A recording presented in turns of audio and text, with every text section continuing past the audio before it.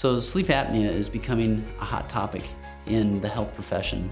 I think the public is becoming more and more aware of it, as well as celebrities start to talk about it. Sleep apnea is one of those things where people often associate with snoring, which that definitely can be a part of it. But when you're stopping the process of breathing at night, that's not a good thing. And so one thing that we focus on, and one thing that we are in tune with, is the impact of sleep apnea and how we as dentists can help with that.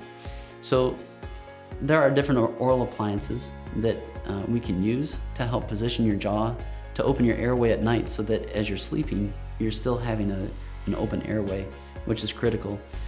Oftentimes we find that a spouse, typically a wife, makes their husband come in and get treatment for this because of they're such a bad snorer, or the wife is waking up or the spouse is waking up because of their husband gasping for air in the middle of the night and scaring them, waking them up. So treating sleep apnea is a very critical thing. It impacts your entire body, the different organ systems, and there are ways that we can do that.